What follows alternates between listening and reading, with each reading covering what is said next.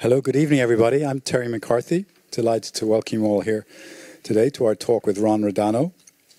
Let me first welcome our chairman, Gail Burt, who's here in the front row with us, as well as other trustees, Anthony Vidler and Christine Wallach. You're very welcome. Thank you for coming. Ron Radano is one of our two inaugural Andrew Mellon Fellows in the humanities, and we would like to thank the Andrew W. Mellon Foundation for supporting this fellowship. The goal of the Mellon Foundation is to strengthen and defend the contributions of the humanities and the arts to human flourishing and to the well-being of diverse and democratic societies, and God knows we need that these days. So we're so grateful for their support.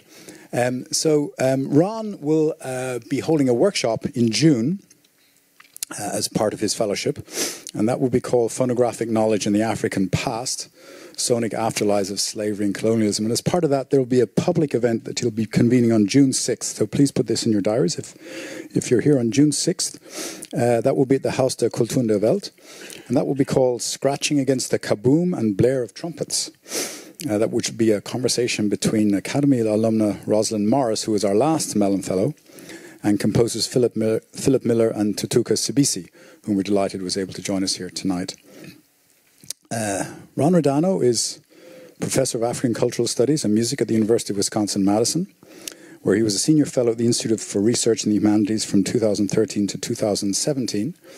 And his main area of specialization is U.S. black music as a historical phenomenon and in its transnational circulation. So this evening is going to talk about his research into archival recordings of early African music. And then afterwards, he's going to have a small, short conversation with an old friend of his, Professor Andrea Bowman, who is Assistant Professor of Music at the University of North Carolina at Chapel Hill. And then they will open up for questions from the audience. So thank you all for coming, and please welcome me in joining Ron Radano.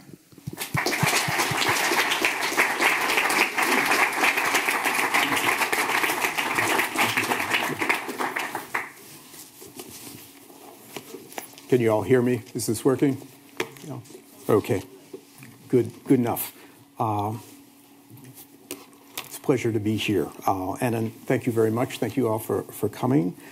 Before I get started with my lecture, I'd like to do a little bit of thanking myself, the American Academy, Terry McCarthy, and the incredible staff here who have been so supportive in so many different ways. I also would like to thank my fellows here who've just been wonderful to be with, and I've learned so much. And I can't thank you all enough as well. John Eltringham helped me with the video editing and the music editing, so if you like that, thank John. And my wife helped me a lot with the PowerPoint as well. This work wouldn't really have been possible had it not been for the opportunity to begin work at the Berlin Phonogram Archive. And for that, I have to thank Lars Koch, who is in the back of the room. Lars is very tall, so I could see him very easily. And so we find the seminal recordings of African music that I'll be discussing here, and he has encouraged me to begin to work in this direction, and here I am now in Berlin. And Albrecht Wiedemann, who's helped me at the archive not only to find my way through these recordings, but he's also kind of held my hand a bit with my entry into a new foreign language, which is not Yoruba or Swahili, but it's German. But I'm finding my way on that as well. And finally, I'd like to thank Philip Miller and Tutuka Sibisi. Tutuka is here tonight, who have graciously allowed me to show at the end of this an excerpt from a work they put together with William Kentridge that I happened to see last December in New York, and it just really blew me away, and it really fit with the story I'll be telling you today. So Terry was able to note that I've worked mainly in U.S. black music, both as a historian and a cultural theorist, and it's really just recently that I've begun to find my way into this new work. So bear in mind that this is a work in progress that's actually just beginning. So we'll take it from there. I'd like to show you, whoops, that was the wrong button, a brief outline. You'll see that this is a lecture in 3 parts. First, we'll be talking about what I'm calling the African sound object, which is the cylinder recording and as a phenomenon, then turning to this notion of the uncanny in relation to the embodiment of black sound, focusing on a particular early musicologist. It sounds dry, but I think it's going to be somewhat compelling, named Carl Stumpf, and then to what I'm calling reanimating the archive, which really brings up this notion of afterlife, of how we begin to imagine the archive in the present day in numerous ways. So let's begin with some listening. I want to play for you the entirety of one of the first recordings of African music. It was originally produced on wax cylinder in 1906 and features a man speaking and singing. He is identified in the archive's accompanying field notes as Joseph Chekaya. The recording is among the many hundreds of early African recordings that were produced during the first 14 years of the 20th century and are currently housed here in Berlin in the Phonogram Archive in Dahlem. It lasts about a minute. Oops. Oh dear. Okay. Luango,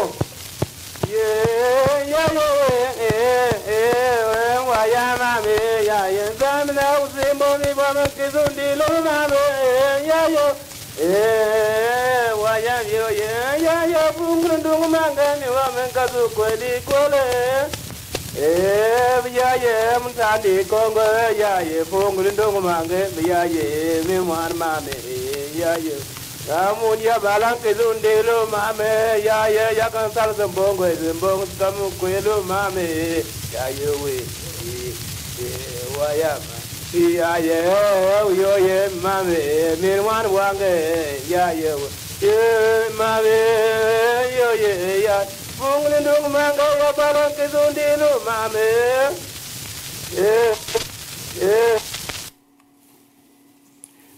The word luango is a form of self-identification. According to 2 colleagues in African linguistics whom I played this for, the Ngugi Luango means I am Luango, which is the name of an ethnic community located near the settlement where the German ethnologist Leo Frobenius produced 20-cylinder recordings during his time in the Congo Free State from 1904 to 1906. When listening to this recording, what immediately draws our attention, of course, is the singing voice. Unless you speak a Bantu language, Chekaya's voice has to sound challenging, maybe even peculiar. And so, as we listen, we typically try to figure out what's going on. You might have been trying to get familiar with it, to get a feel for its phrasing, texture, and tone color. Or maybe you were attempting to make sense of it as a form. And if you tend to focus on rhythmic practices, you might have been wondering whether or not the singing follows a strict time or meter. But jumping immediately into matters of sound's coherence is, I think, the first mistake we can make when contemplating this recording. That is, if we move too swiftly into what we hear as music, we will tend to forget what it is that we're actually listening to, namely, a brief fragment of mechanically reproduced sound that has been decontextualized from the environment in which it was originally created.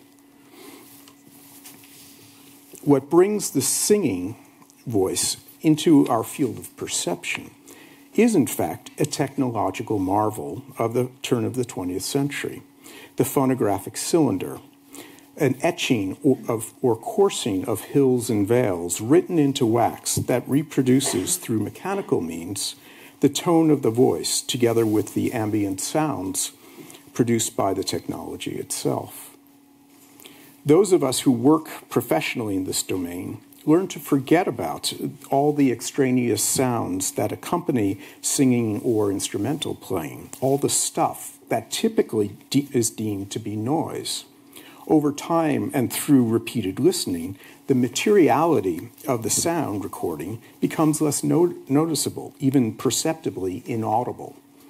We begin to hear only what we conventionally call music.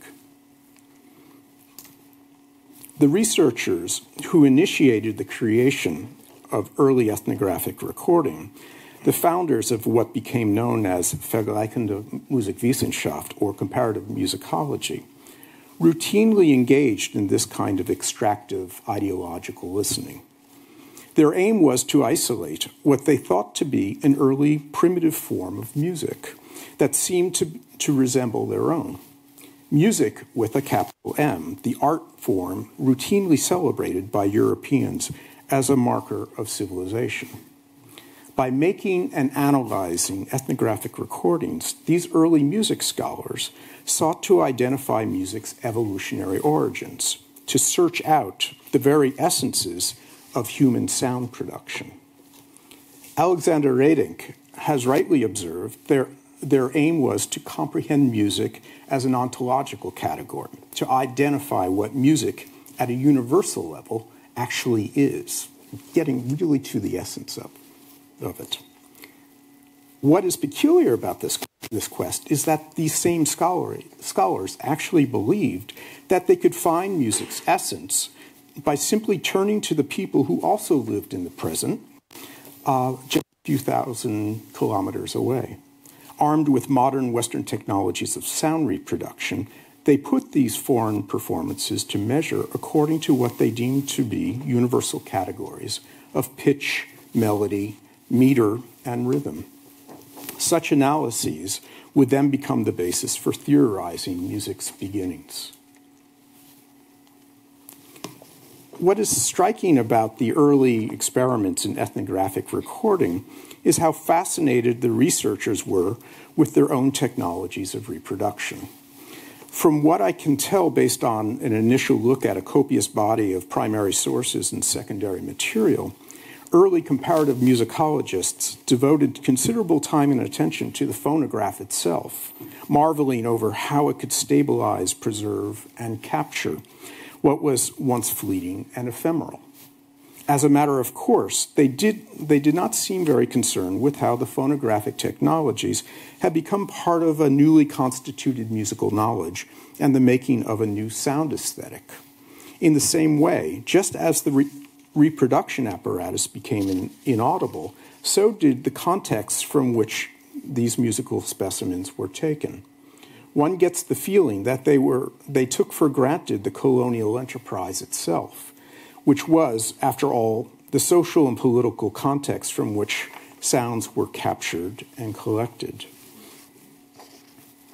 The figure of capture is a useful metaphor in this instance, which I borrow from the title of a 2018 symposium on captured sound, which was held here in Berlin in anticipation of the new sound archive to be established at the Humboldt Forum.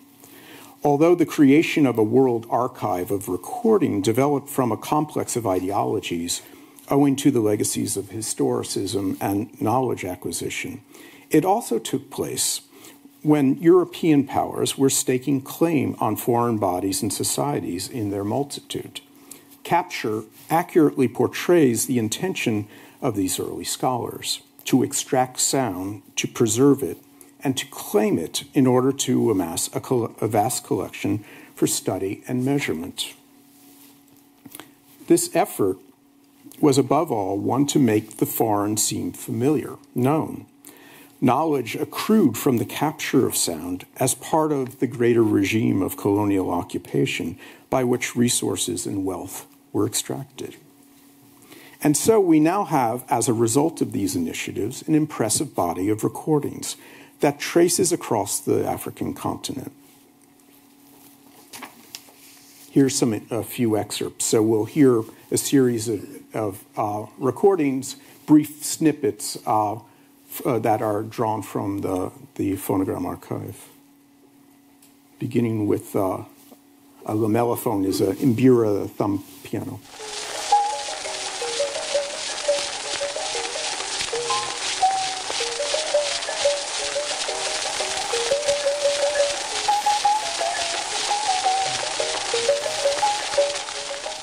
So bear in mind, this is from 1913, and I'm identifying here Schacksegel, who is, in each of these, you'll see the ethnographer or the person who has been making the collection.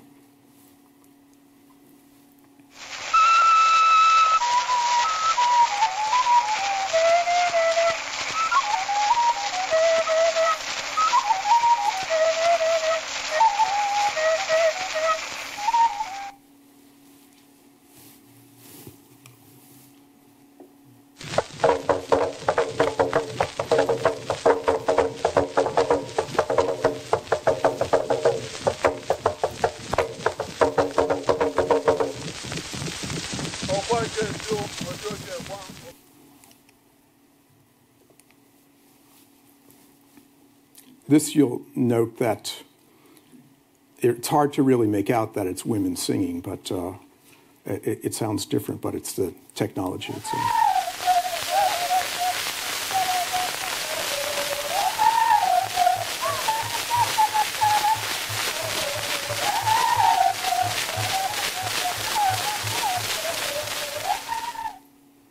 And finally,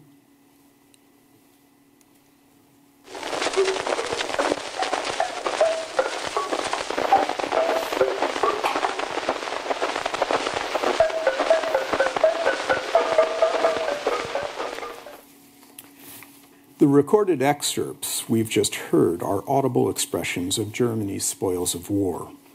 Their preservation in wax and then in a more permanent post-production form called galvanos came about as part of imperial victories in Togo, Cameroon, Southwest Africa, and German East Africa. Victories achieved sometimes through non-hostile occupation, but more often through routine atrocity that forcibly transformed the social practices and civic organization of African peoples. German colonizers learned important lessons from American practices of enslavement and its extensions of forced labor and sharecropping that developed after the U.S. Civil War.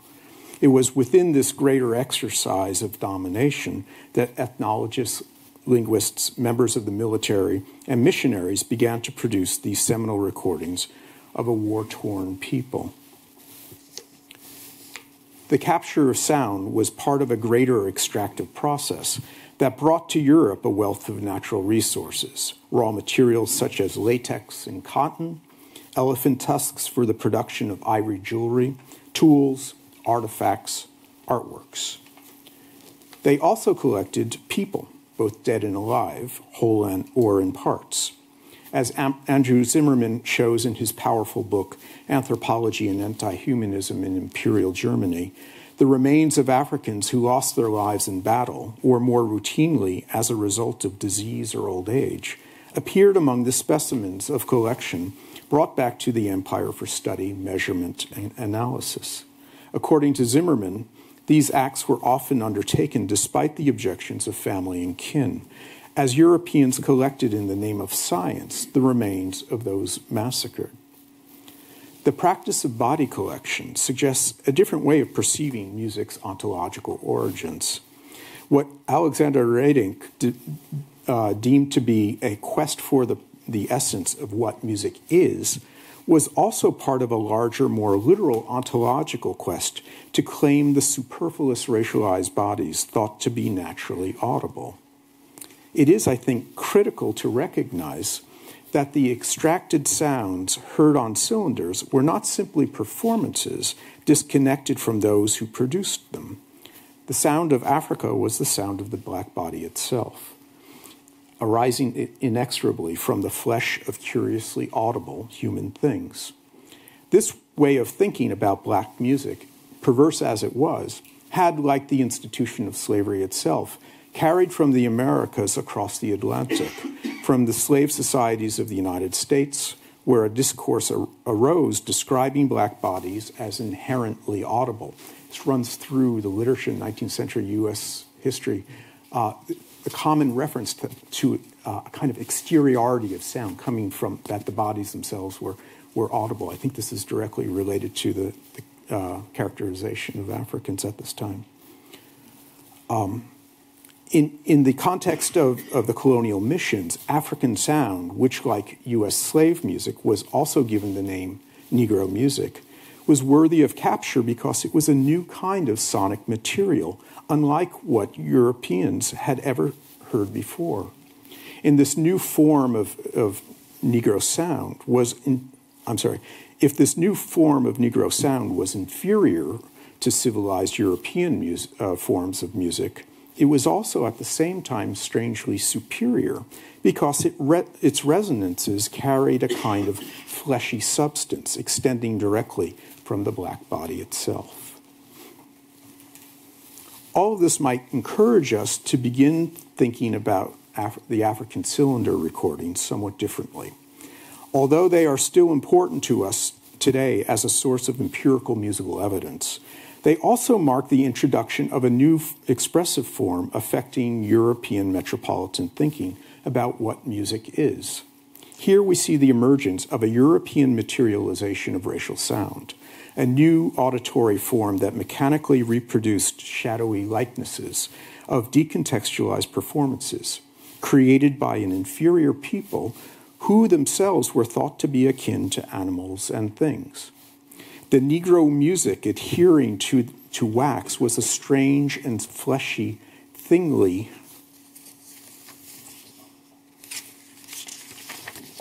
substance that brought into the Western world a strikingly new way of conceiving what the origins of human sound could be. We might even hazard to say that the African cylinder not only challenged the very idea of music with a capital M, but also as a sonic index of human origins, it raised questions about the character and conception of the modern subject itself.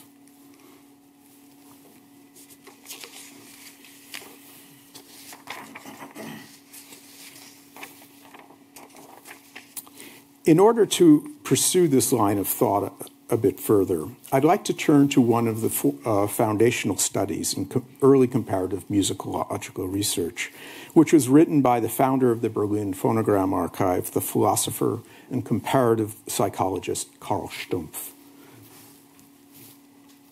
At the turn of the 20th century, Stumpf was among Europe's leaders in the new studies of perception, his teachings influencing the development of Gestalt psychology and phenomenology. Among his students was Edmund Husserl.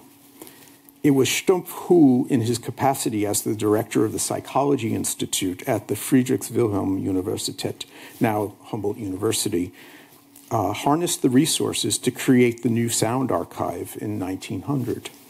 The research that Stumpf and his colleagues at the archive produced over the course of the decade became the basis for his major study of musical origins, published as Die Anfänge der Musik, The Origins of Music, in 1911.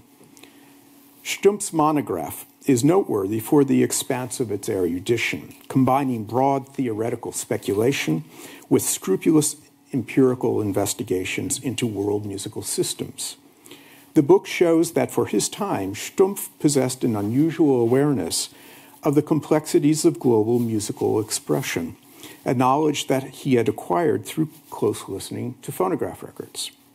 From this exercise, he came to recognize what he called the artistic capacities of all people. Humans everywhere, he argued, possessed the ability to produce musical art. This is kind of a radical position at this time. Yet despite his forward thinking, Stumpf, as was true of most white people at this time, he remained committed to racialist ideas. In several places in his monograph, he involves familiar stereotypes derived from the racial discourses of medical science and musical entertainment. For example, this shows up in his observation of what he called the repetitive nature of primitive music making, and in his tendency to compare primitive music with the sound-producing capacities of dogs and monkeys. Such language was consistent with Stumpf's ultimate objective, which was to judge primitive sound according to the standards of European art music, which he ultimately assumed to identify the pinnacle of human achievement. Musical practices that could not be measured according to European categories were deemed temporally backward. It is against this background that we can observe Stumpf's commentaries on primitive sound in his search for the origins of music.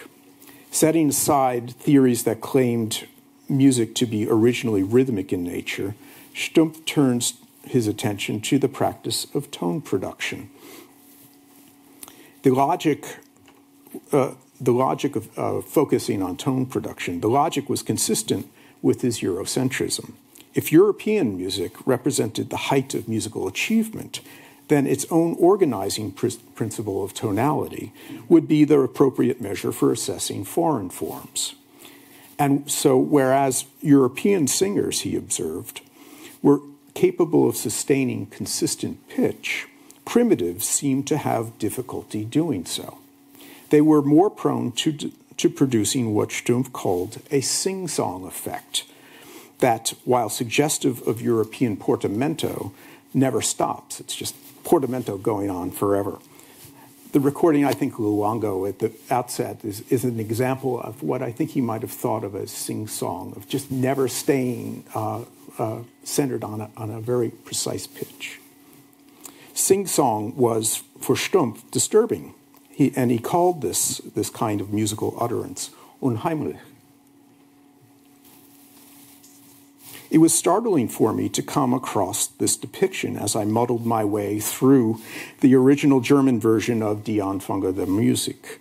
Somehow it seemed to be appropriate that the word would show up in a footnote as if Stumpf wanted to hide it away. For unheimlich is the condition that Freud famously identified in 1919, and then again in subsequent writing as what had beset modern European society. In 19th and early 20th century parlance, it is that sense of unhinged belonging, of the safety of a home that is at the same time not home at all. Unheimlich is what should be familiar and is familiar, but is also, in fact, not entirely familiar. Its familiarity seems strange. This unsteady condition is so upsetting that it conjures what Freud calls all that is terrible, all that arouses dread and creeping horror. Unheimlich, or as it has been translated into English, the uncanny, describes a distinctively modern condition of alienated subjectivity, a dislodging of the certainty of phenomenal orders, including what it means to be at home as a subject. Complete awareness, as Freud describes it, is, this is a quote, inaccessible to knowledge. This would seem to contradict the previously stated basic principle of phonographic realism, to make the foreign seem familiar, known. There is a broad literature that has examined the ways in which unheimlich, or the uncanny, has informed the reception of music during the 19th and 20th centuries, tracing across opera studies, analyses of the concept of the absolute in concert music, and post-Lacanian theories of the voice. I can't begin to rehearse this literature right now beyond saying how it sees musical experience as being fundamentally linked to realms of the unknown that are at the same time deeply meaningful. To put it simply, great music speaks, however indirectly, to a kind of ineffable truth. Stumpf's use of unheimlich suggests an ambiguous inversion of truth, a shift to the negative that is suggestive, for example, of Freud's depiction of the Sandman in Jacques Offenbach's opera Tales of Hoffmann, the devilish bogeyman figure of the night, who stands in for the unconscious. It's interesting to see how the same figure of the bogeyman shows up in racialized in the U.S. as boogeyman, Boogie, in fact, is an informing concept in the representation of U.S. black music as a negative truth, being directly linked to the dark figure of the night. And here I do have a few examples of the boogeyman, Joseph Skelly's, it's a minstrel tune from the late 19th century. The idea that this would be performed in blackface, I think, is significant. A Goya drawing of an early version of the Sandman, and as well as from the Tales of Hoffman. But in the middle, you'll see, that's Louis Armstrong in a Betty Boop animation from the early 1930s as a disembodied head that changes to African savage chasing Bimbo and Coco. Yeah. Stumpf's Unheimlich moment comes about as a confrontation with the strangeness appearing in his musical home. That is, as primitive song overwhelms the putatively universal categories of tone and melody. Hearing the sing-song of the primitive voice suggests a sudden awakening to a difference now uncomfortably situated close by. What should seem completely different from European music, its foreignness underscored through its comparisons to the barking of dogs and the chatter of monkeys, continues to bear an uneasy resemblance to European musical expression. If now the foreign is actually familiar, if the unhomely is disturbingly at home, then what to make of those racial beginnings brought into coherent form through the magic of mechanical reproduction? There is a sense that Stumpf hears sing-song as modern and is startled by it. It's important to be aware of the context in which Stumpf was listening to the phonograph during the first decade of the 20th century. Not only was he a committed classical musician attentive to the aesthetics of 19th century art music, he also lived at the beginning of an enormous auditory upheaval. Here, I'm not thinking of the emergence of atonal practices in musical composition, but rather the moment when non-Western and popular musics, particularly U.S. black music, were beginning to challenge the sonic orders of Berlin's cultural life. At this time, Berliners had become familiar with versions of musical difference, appearing commercially at exhibitions and panopticons, which featured the ways and behavior of foreign non-literate people, most notably Africans. At this time, too, U.S. black music was beginning to circulate conspicuously in German and European society, both through tours of African-American musicians, and there are a number of them shown here, and also in the form of commercial recordings, including those produced in Europe. Most importantly, perhaps, were the fantastic simulations of African-American performance taking place on the minstrel stage and featuring white men in blackface. These ridiculous depictions were nonetheless important in fashioning a popular caricature of Negro music, in quotes, which became a benchmark for all people of color to recreate in performance. Stumpf's work in the laboratory of the Psychology Institute sought to bracket out this world. Yet it would appear that such efforts could not keep the boogie out of the recorded primitive specimen. I suspect that his moment of the uncanny was not a trivial passing thought, but a confrontation with the symbolically racial as a quality of blackness inhabiting the modern subject. This quality could now be heard and analyzed by employing phonographic technology. This brings me back to an earlier point, namely that we might want to begin to rethink the social and cultural significance of the early African cylinders. In addition to providing an indication of pre-colonial musical performances, they may also be understood as a kind of art form that responded to the cosmopolitan world that Africans and Europeans were now inhabiting. They materialized and aestheticized an asymmetrical social confrontation between two worlds, bringing to form as sound and object a new fixity of the audible that carried with it a symbolic universe of racial ideas. In this way, the cylinders were not entirely different from other European art forms from the period that engaged with the exotic, with racial difference. What is perhaps different now, in our present, is that these forms can actually speak to us today, bringing forth voices of the dead whose words may teach us in new ways.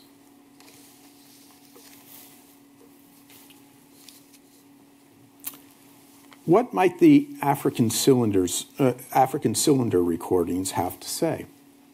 You'll notice that I haven't said much tonight about the actual subjects of the recordings, those who provided the audible source material for those most unusual sound objects.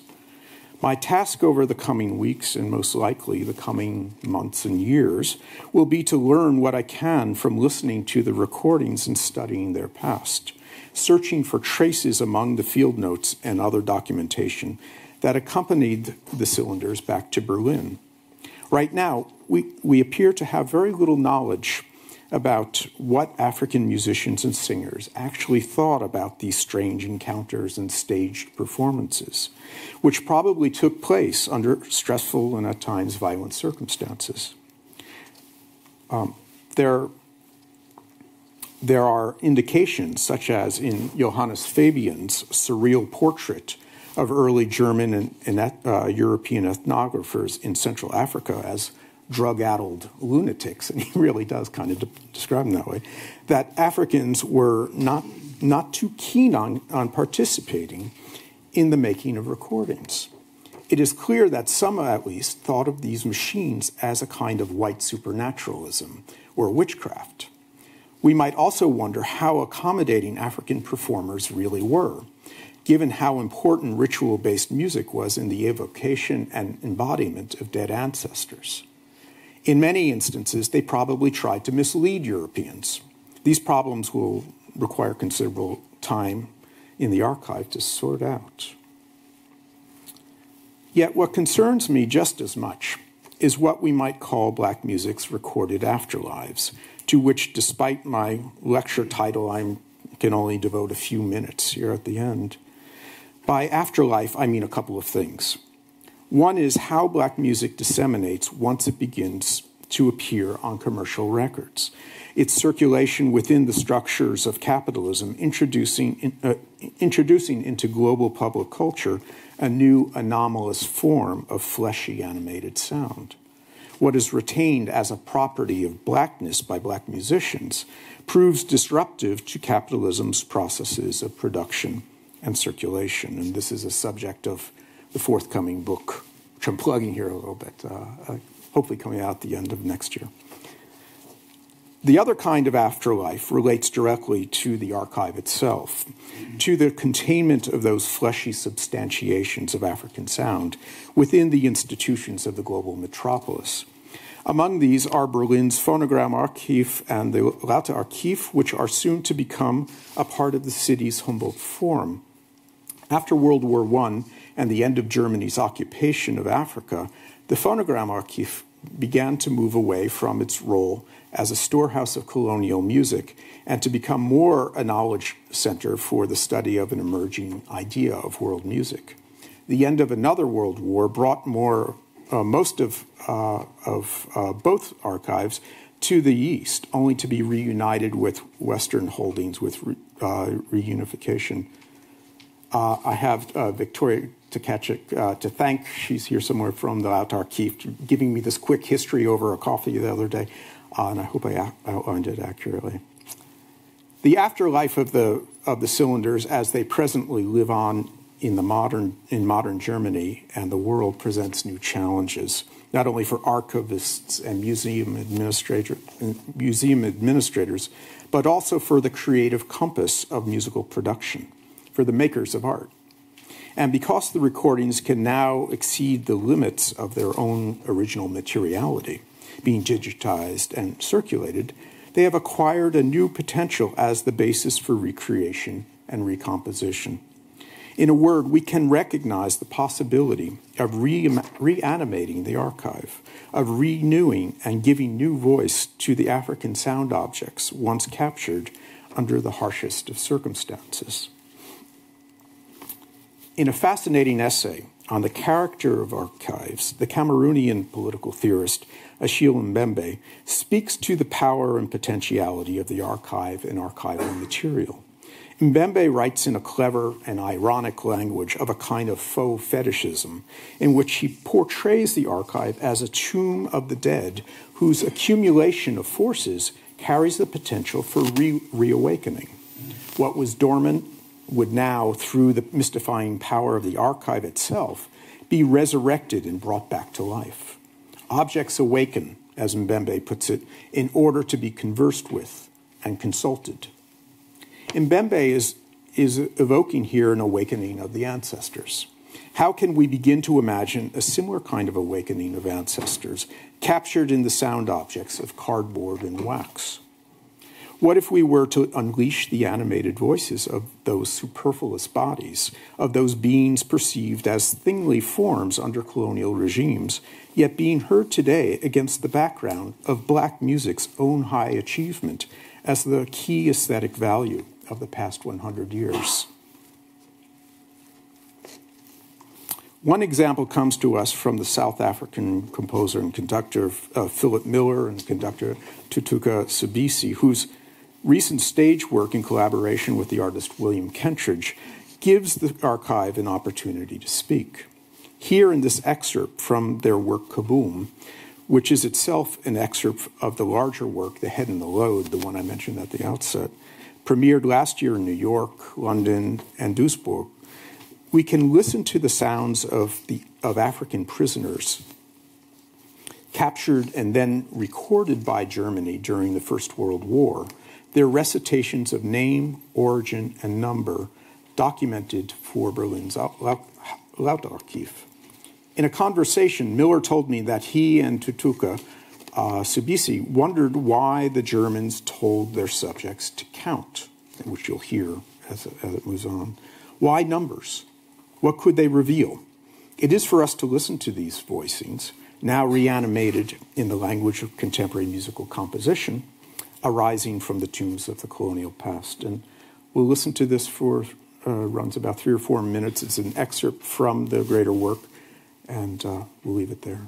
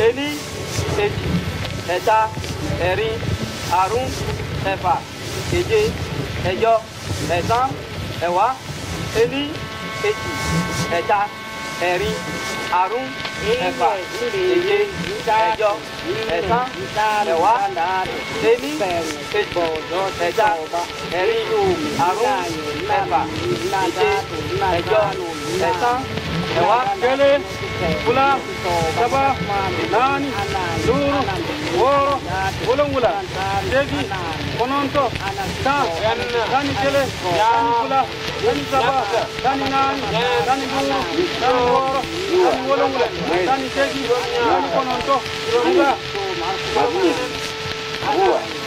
Berapa?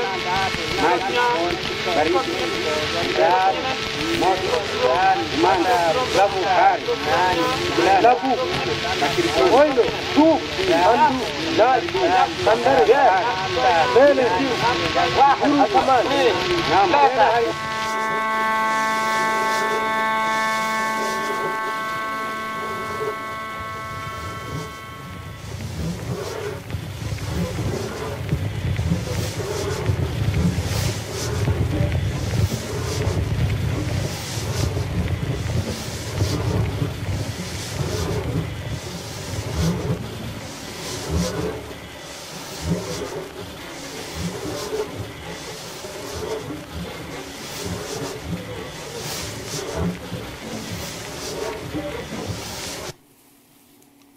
I wanted to start off by asking you about the first musical example that you played, where the identificatory power of singing was implied in your analysis of it. Right, we hear someone singing himself into existence, and you leave us to presume that this is a practice that had other contextual meanings for that individual.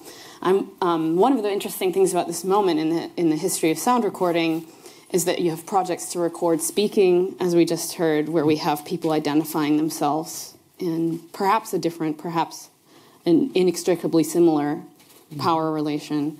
We have projects that are trying to capture, specifically, as you point out, musical practices.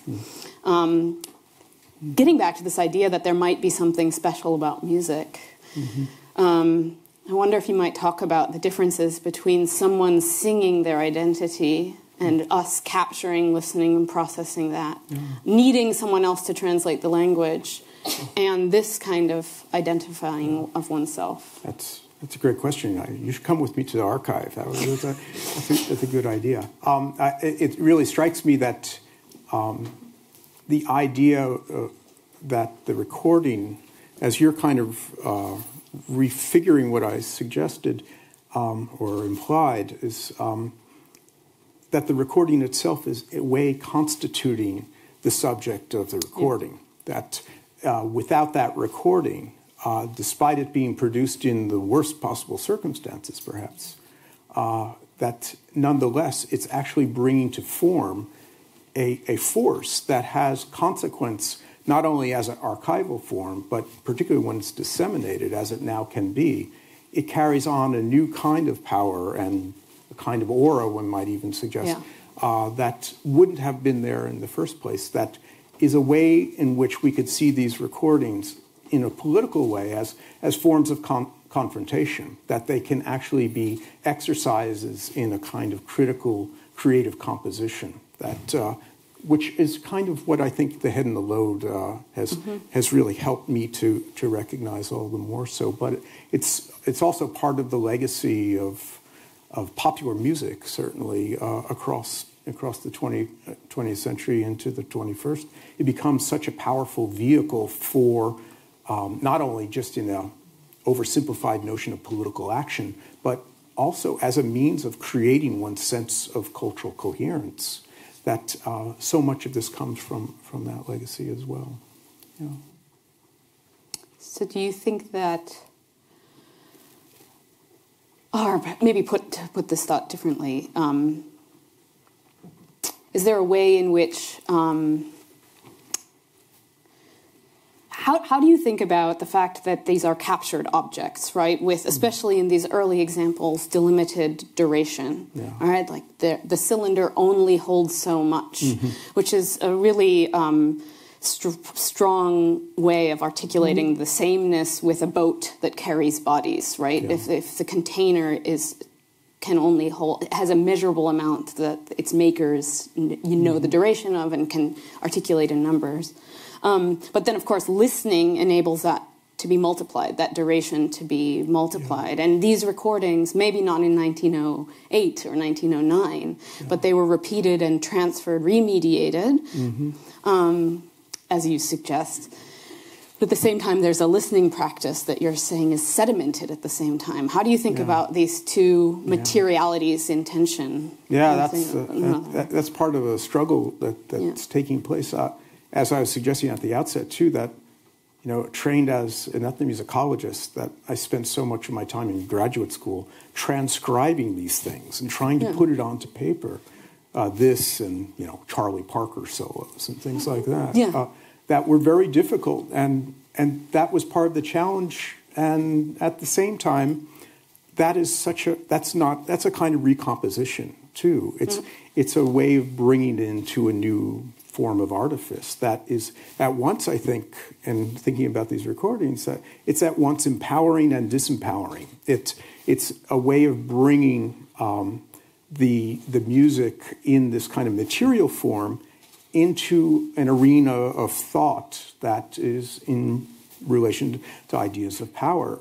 There's a well-known music theorist, Kofi Agawo, who's a friend of ours, who argues that African music should appear on European staff notation. Why should the master get that form only? Why can't traditional African music be heard in the same way? I think these recordings, actually, there's a correlative there in that sense. Though it's also interesting to imagine setting in a university context a student to do a transcription of a digitized cylinder recording, perhaps, that's attentive to all of the noise that fades with repeated listenings.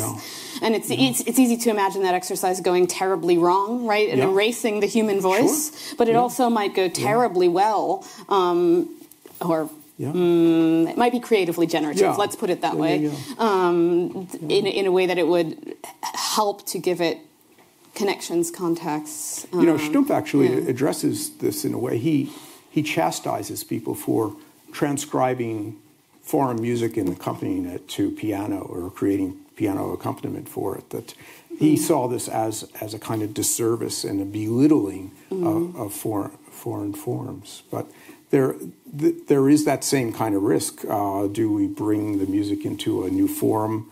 And really do it in a disastrous way is what he was suggesting. But I think this is a challenge for those of us who are critically minded musicologists, as well as the fleet of composition. I think that there's Lou and we haven't had this conversation. A composer here among us who probably faces with similar challenges that we could probably talk about as well. But there are Sach Hoyt, who is also here, is dealing with similar challenges of how does one work with this kind of material in a productive and in a way that honors the ancestors or honors and respects the origins of the source. Seems like central to that is questioning phonographic realism or verisimilitude, right? So even if that's, even if it's, as I understand it, one of the difficulties in assembling this media and trying to insert the cylinder into all of these different contexts is that the fleshiness of, let's say, musical performance, right? And the way in which it can it was so violently connected with sounds that were not captured at this particular time, like a dog barking, right? Mm-hmm. Because there was a presumption that sonic complexity could be inscribed with language, right, or letters at least. And these musical practices are both outside that, but constantly being challenged for their humanity, right? And so, how to kind of bring that conversation back into this? Do you think that? And maybe this is a moment where I want to start to open this up to other listeners too. Sure. Do you think that this is work that actually needs to leave the hands of music scholars and be more productively in the hands of artists and practitioners who have maybe more of an opportunity to use contrapuntal techniques, let's say, in the archive, or just performance spaces that can be less stable, let's say, than the written text? I think the possibility of recomposition with this material is great, but it's also going to create all sorts of challenges. Another musician in this group, he and I were having a conversation about this, just very same problem of how to work with this in a responsible way. But I think we as scholars face the same kinds of challenges. But let's open it up to if you all have any questions or thoughts. Thank you so much for a fascinating talk. Just to develop the final section, of your comments on reanimating these archival recordings, I think the aesthetic possibilities of the kind of composition that we just heard are kind of self-evident in the beauty of that creation as well as the thoughts it evokes. The other strategy, of course, would be repatriation, which I know has come up with Native American cultures and similar collections in the United States. Is part of your project to also explore how to reanimate these recordings by returning the sounds, whether the original artifacts, Hans wouldn't necessarily want to maybe go in that direction, but the recordings of the recordings to the originating cultures for them to reincorporate back into whatever that context looks like today. Thanks for that. I know one, we forgot to mention that one is supposed to identify themselves. This is Emily Thompson, Princeton University. So I could do it for you. Sing it. But the issue of repatriation is so complex when it comes to immaterial culture and the evanescence of sound. What is returned? One could make an argument for returning this representation of a musical practice, but at the same time, it's a practice that is in itself artificial and constituted in the circumstance of a if not a recording studio, then a laboratory at Humboldt University or something along those lines. It's contrived. Who owns this is a very interesting question. One can make the argument, well, it doesn't matter. It still should go back. The material form wouldn't exist if it hadn't been for the sound producer or the sound production. And I think that's a viable argument. I don't take a position on this, not because I don't have opinions, but I feel like they're nascent right now. I haven't really fully formed an argument on it, but it's going to be a fundamental challenge, I would think.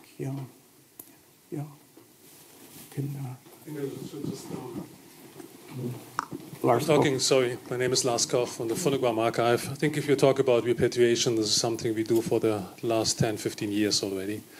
And we do it in the way of publications. We work with our colleagues from the source communities or some experts on the recordings. And what we found out, Albrecht can also just add a little bit on this if necessary, is that the only repatriation of the sound objects doesn't have any effect. We did it in certain circumstances, and it's there in a second archive somewhere in Africa, and people are not working on it normally because the documentations are not there, the whole background is not there. And this is something, if you talk about repatriation, for us it means to repatriate the whole collection, the whole context, in a published form. And this way you open it up for the whole community and society, and it's not just stuck somewhere in an archive. But this again is a problem in the way to find people, to make selections, and finance the whole thing. We have done these projects financed by the UNESCO, for example, financed by some donors, different ways. And it always has a very interesting effect, because we always make sure that at least half of the copies will go to the country, and we will have it in several languages. The original language definitely will be in there. But again, it's a problem about copyright later on. And I don't want to go too much into detail, but just imagine we are talking about immaterial culture. And most of the content we have in the early recordings are public domain out of our legal system. But this doesn't take the account who are the original authors of the whole thing. And they might have different concepts. And this is a general global problem. So if we repatriate, we open it up completely. And everybody can take it, everybody can use it and can reuse it. So there is no safeguarding in this way. So we can talk much longer about it, but this just to make sure that the kind of problems and the strategy we have in this way. Yeah. Thanks. Do you want to? Please. Yeah.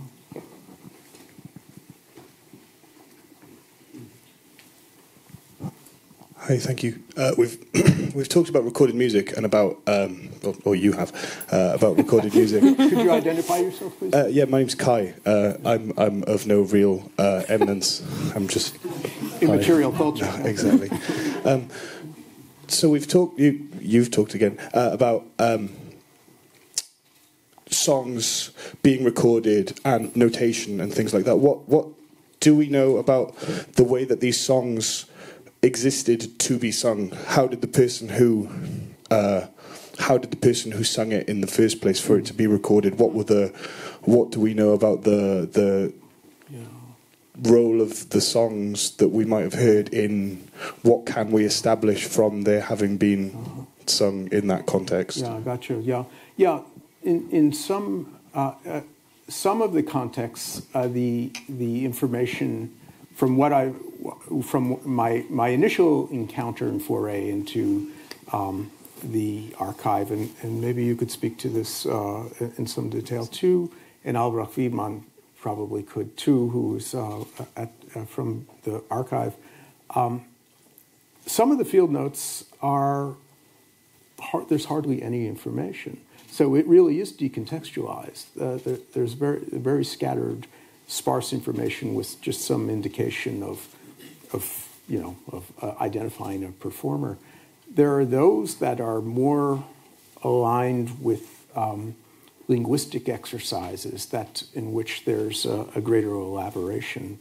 And just since I've been here, I've done a kind of scattershot review of what is where and what shows greater potentiality. But I'm as interested in the lack of representation as I am in the representation, for precisely that sense that some of it is purely artifice. Yeah, because in this day and age, we want to know what a song's about, we want to know who sung it, we want to know, it's preposterous to think that we might hear a song without knowing what it's about, without knowing who sung it, without knowing who it was recorded by, where it was sung. And that's ethnographic procedure, which that's why ethnomusicology as a discipline tends to be very empirically based and driven by field work and spending huge amounts of time really becoming a part of a domain. What I'm exploring here is the idea of song in that self, even though that's not entirely European.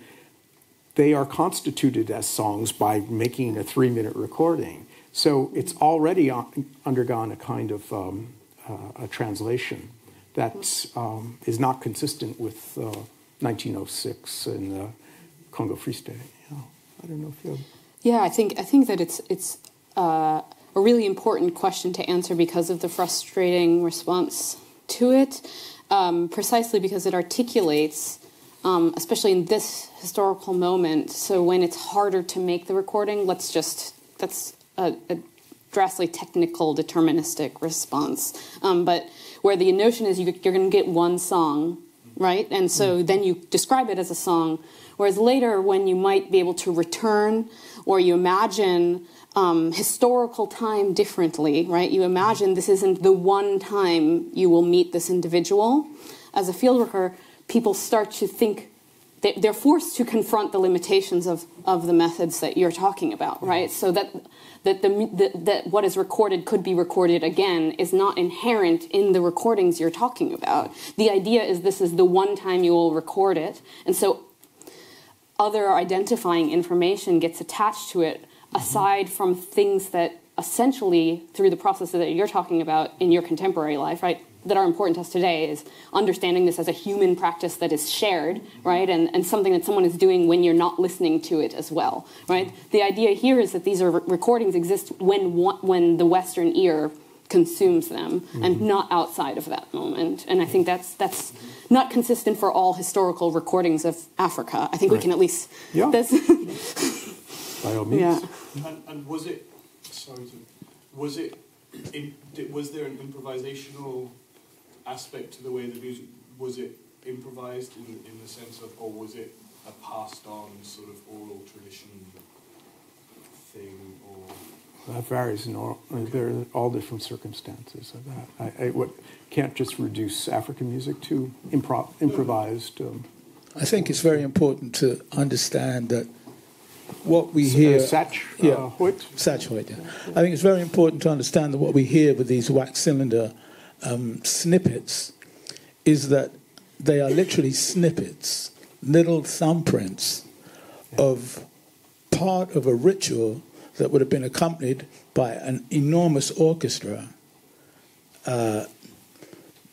many, many dancers, and it was impossible for the phonograph and technology at that point to ever capture anything real. Yeah. These were little shows that were put on for white anthropologists. Oh, those poor white ethnologists. Getting picked on.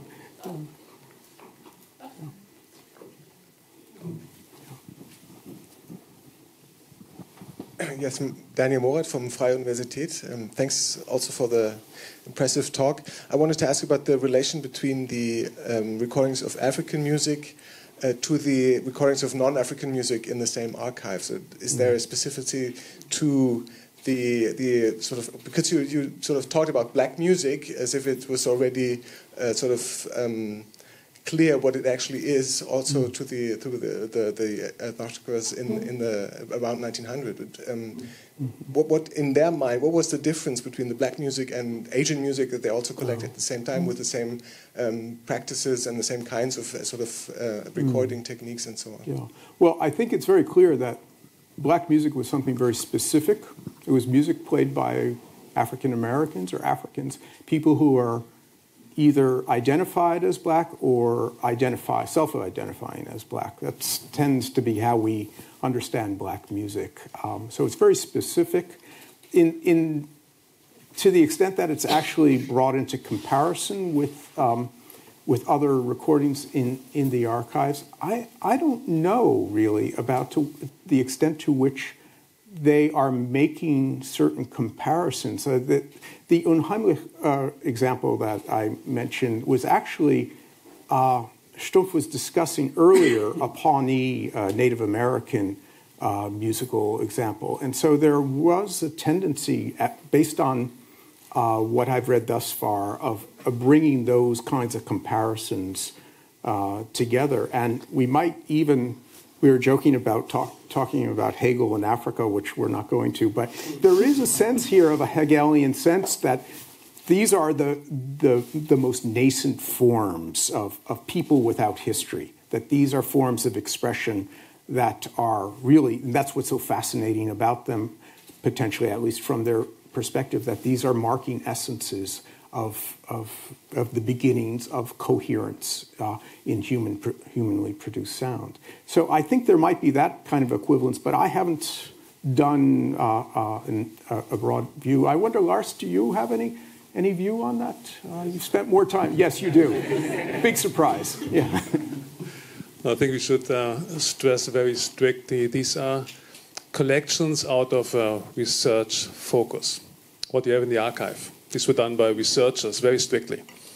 They had their own questions, they wanted to solve certain problems, and they wanted to get a certain idea on music cultures. At the same time, and I'm talking really about the same time, we already had the music industry.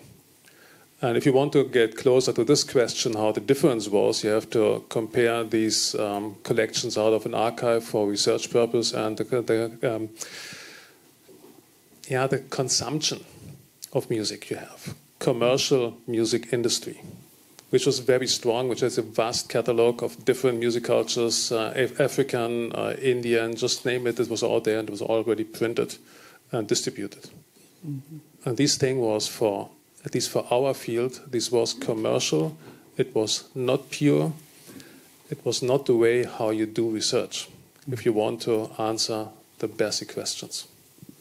Yeah, so the archive itself was meant to try to bracket out the commercial, the popular entertainment, which was already huge by this time. Commercial recordings were so widely available. Yeah. All right. Michael Steinberg? Yeah. Michael Steinberg, yeah, it was just fascinating. I wanted to ask you, this is somewhat distant, has some distance from your own focus, but your account of the racialized voice and the adjectives used to describe it, the fleshy voice and the association with the uncanny, has a very long legacy in the way voices are described. And in the context of 19th and 20th century operatic singing style, there is a trope which is racializing and perhaps racist of the black voice, usually described in a way of flattery that maintains many of these adjectives, right? The fleshy voice, for example. And there is an analog which has puzzled me for a long time. You have the black voice and the Slavic voice, especially in female voices. And these are the two voices that are always described in terms of corporeal characteristics. Right? The black body produces a certain kind of sound. Again, fleshy, an adjective that comes up very often. The Slavic body, especially the Slavic woman's body, produces a steely sound as the kind of adjective. How do we understand that kind of parallel? I mean, I have a couple of hypotheses, and they frankly scare me a little bit as to what the parallel might be. Assuming that these are two types that have long lives and that are not really duplicated in other ways.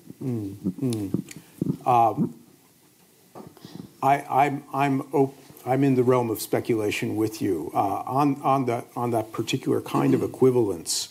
But you do see, to stretch that out even a little bit farther, Alan Lomax's early, Alan Lomax, who was a very distinguished ethnomusicologist writing in the mid-20th century, had developed a theory of basically understanding singing practices in relation to culture. Hopefully this doesn't go too far afield. But he was trying to find markers of culture embedded in sound, and he was fascinated with voice, but a particular kind of voice, black voice, Slavic voice, the Mediterranean voice. He had this thing about Italian singing, which was not operatic at all, but folk singing, which he heard the body and a kind of hysteria of emotion, and he was making these preposterous claims that were hugely consequential. That I found troubling in that sense. But so that's one trajectory. The other that you're describing of the 19th century notion of fleshiness in operatic singing, and the notion of in your own work, I'm sure, and the idea of the uncanny. I don't know to what extent you actually engage that figure, but Gary Tomlinson in Metaphysical Song really pushes that argument very powerfully and I think compellingly. I think what's going on in black music is slightly different, in large part because of this book I just completed, where I see the formation of fleshiness as actually something constituted in capitalism, that it's really only the recognition of a black voice, or of Negro music, as it was called, only when black performers begin to enter into a market economy. And they produce a kind of sound that is identified and constituted as Negro music that they could actually sell. It's only in exchange relations that black music becomes constituted as a form of property that is embedded in themselves that the white master cannot actually gain access to. So the white master could send out a slave and say, perform for these people and send the money back to me. But the slave still owns the music. And I think this is really why black music becomes so powerful in the production of African American culture at this time, by creating a property, creating its own property. And that quality of fleshiness becomes deeply attached to ideas of commodity formation, of a commodity that's at once alienable, it circulates, but it's also inalienable because it's stuck in the body and the flesh. So to what extent that actually aligns with your own work and with work in 19th century opera, that's for a conversation to be had. Are there any last questions? Yeah, Victoria.